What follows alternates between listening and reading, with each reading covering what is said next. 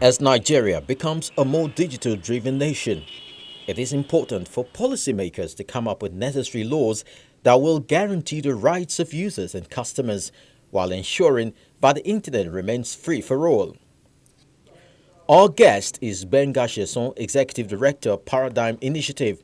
He joins us to share his thought on the state of internet security and data privacy in the country.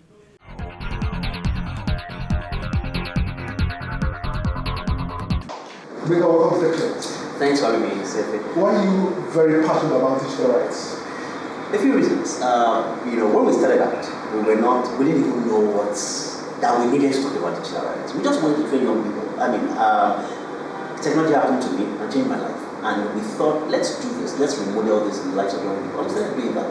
And at some point we realized that, wait a second guys, we can train till tomorrow. We can impart till next century. But policy plays a major role. So we got interested in policy. Started with cybercrime. Just interest in, this issue of cybercrime, how do we turn it around its head? So if a young person is smart enough to do Yahoo, then they are smart enough to do a few things. If someone can clone a website, then they can design a new website. So we got involved with policy and say, let's see how we can, make policy not lag, too much behind the actions that were taken.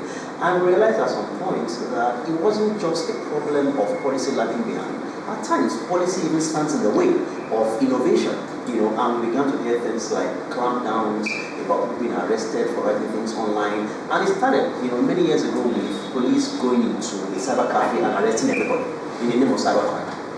So it's not new. It's not just digital rights in terms of somebody being picked up because of what they wrote. It's always the fact that there's been a tension between my right to express myself and maybe to get to the level of innovation as a citizen and the security services exploiting the powers that they have. Because let's face it, it's not always because of national security. The policeman is not arresting people in a cyber cafe because they're committing cybercrime. He has no proof. He doesn't know. He's arresting them because one of them will pay him 100K to be released. And so, we built on that false foundation, and now we have this whole global problem. We've been studying Nigeria for about 6 years now in terms of digital rights, and what we've seen is that increasingly governments, including the current government, have invested heavily in things that can be abused by security services, even knowing that some of them have been abused. We saw what happened in 2015. What are some of the loopholes you see in current cybercrime law? Just 13 of them. And I actually did an expose on this 13 flaws, but I'll mention a few. One is the fact that it's become a tool of abuse, right? Section 24. Section 24 talks about cyber stalking, and the way it was defined. Don't forget, stalking is supposed to be a repeated offense, right? Before it really becomes an offense. But when someone writes something once and you pick them up in the name of cyber stalking, then it means you're waiting for them to write it. You just wanted to get rid of them in the first place. And apart from that, if a bill becomes law in the name of, destroying literally cybercrime, and all of the cases to date, and I stand to be corrected, anyone who has, any information that is not in line with this should please bring it and we'll discuss it. Not one case of a cyber criminal, a proper cyber criminal, has been taken to court in Nigeria in 2 years that we've had this law. But we've had 7 cases of bloggers and journalists and and citizens who are active citizens taken to court. Some of them jailed, some of them arrested, some of them already released, and we've been tracking these cases. So that's a problem. If the major reason, if the major outcome of a law that should address a problem is that it creates a problem, then that in itself is a problem. So the other thing is Section 38. 24 is also, in Section 38 talks about data retention, talks about, it's a privacy nightmare. Don't forget, Nigeria has a data privacy problem. Everybody sells everybody's email addresses. Well, not everybody, you don't, I don't. I know many people don't, right? But you just get these emails from nowhere, right? You don't even have a chance to opt out.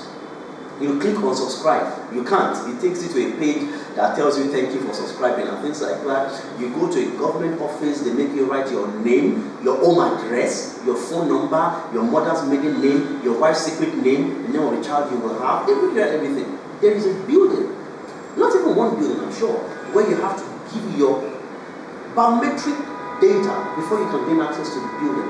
Who does that? 7 agencies of government collect biometric data all across none of it harmonized. Of course, there's talk about harmonization and all that. But the point is that everybody just wants to get a contract to get all this data. We know for a fact that a bank in Nigeria processing information for a major public hospital has unfortunately, unintentionally, made information, secret information about health information of patients leaked online. Somebody was just searching for, innocent information and found a name and looked at the name, and the name he found was amongst, all these other details, and, did a check for HIV, and on that they saw everyone who has been to this hospital to either get antiretroviral drugs or to check their status and things like that. That bank still exists and has not been questioned by the CBN. In fact, BVN, which I refused to register for, is for a very simple reason. Because you can't say that we want to collect all this biometric data, all this information, and not have data privacy laws. Because it means that if anything goes wrong, there's nobody who is going to answer questions. Nothing could happen to them. So, Gbenga, how do we solve, because it's obviously a major challenge, but I've also seen the challenge. How do we solve it? One of two things. One is we need to begin to have these conversations. I mean, it's clear. We need to have these conversations. We need to, because people don't know. Many of the public institutions that ask for all your information don't know that they don't need it. I mean, I go to public offices, and I've even cracked a joke with someone before that, I saw your name on the list. You have moved houses from, Abule Edgar to Shankisha or things like that. And it was a joke, but that's real. I wanted to create awareness for Nigerians also to say that people stop writing your mobile number on every piece of paper that goes past you. That's the reason you have been spammed. The second is we need to codify these things in laws. So is there a bill in front of the National Assembly about this now? Yes, there are always bills. In fact, until 2015, when the new National Assembly started, there were at least 3 bills concurrently that were running in the House and another 2 or 3 in the Senate. So there are always bills. Our problem is not bills. Our problem is that it becomes laws. The bad bills become laws and we sign them. But the good bills, nothing happens to them and it's unfair. But things are changing a bit. The Speaker of the House has a bill on data privacy. NIMC, which is the National Environment Commission, which, I can't say too much about this, but we have a case in court because of data privacy, and we believe that they are smart enough to do the right thing in terms of using the powers they have to make sure Nigeria gets data privacy laws. And apart from that, we don't complain alone. I believe in causing darkness and also lighting a candle. So as we continue to cause the darkness since 2008, we chose to light the candle in 2014, and we drafted what we called at the time, Internet Freedom Declaration for Nigeria. Initially it was called a charter, but we realized we couldn't write a charter, right? Charter is a special instrument, so we called it a declaration. That declaration in 2015, fortunately, we worked with a few people and it became a bill, a draft bill. And thankfully, in 2016, Honorable Gbenga came to the Internet Freedom Forum and promised that he was going to get the bill, that he was going to give attention to the bill. And thankfully, the bill, that was in March. By April, the bill got first reading. By July, it got second reading. By December, public hearing. And now all we're waiting for is the committee report. Would this address the issue of the fact that you need to submit your data when you want to do your passport, your driver's license, and every other thing?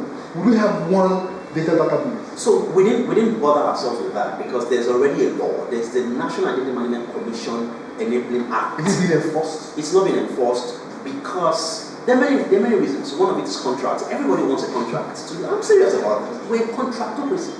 Everybody wants a contract to do biometric data registration. At some point, we will get political will.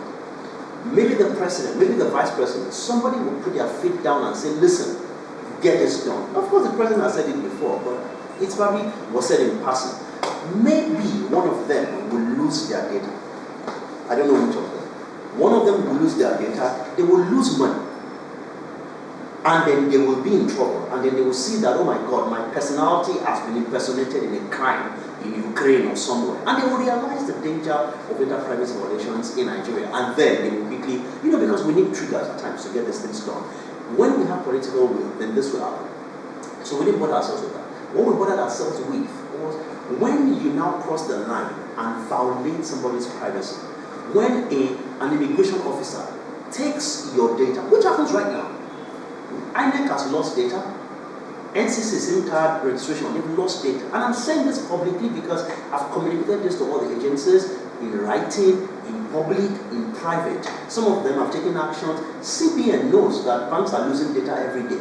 People buy, what do you call it? Somebody bought, Akara or something, somewhere, I think it was in Obalende, and it was INEC data, including the string of numbers, the VIN. Frank Gbenga, a lot of people have argued that we should regulate the internet. What's your take? My laughter answers the question. Everybody who's well, you see, the reason they've said is see what happened with OLX and the rest of them. The problem is not Uber, the problem is not OLX, the problem is not Facebook. They talk about Cynthia and Facebook. People meet each other in a bar and meet in hotels and kill each other. The problem is not Facebook. The problem is not Uber. The problem is the fact that when there's impunity, when you don't punish crimes wherever they happen, they will continue to happen. So if there is a new platform that you can use, don't forget, Yahoo is not innovation. There was always fax 419. They use fax, they use letter. When the internet came, they used the internet. Do you, in the name of the fact, do you say because water can drown, do you say you won't have your bath for 7 days? No, you don't. The internet is a tool. It can be used by bad people and good people. The sun shines on good and bad people. You don't stop the sun because it's shining on bad people and shining on good people also. The internet is a tool. And guess what? In Africa, in Nigeria, we need the internet a lot more. And the reason for that is very simple. We've lost all the economic races in the world. We've lost all the first revolution came, we lost. The second revolution, we lost. The third revolution came, we lost. The fourth industrial revolution is about the internet. Internet of Things, internet innovation, and we can't afford to lose that. We need to, even if everybody says, oh, we're scared of the internet, we need to also see the fact that the good is more than the bad. Gbenga, I want to thank you for your passion, and we'll talk about it today. Thank you for your lectures today. Thank you.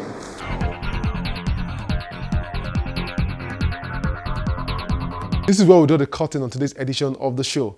Thank you for watching. We look forward to connecting with you on social media. You can watch the entire show on the Channels TV YouTube account or via my blog cfatech.ng. For Tech Trends, I'm Chukwemeka Agbata.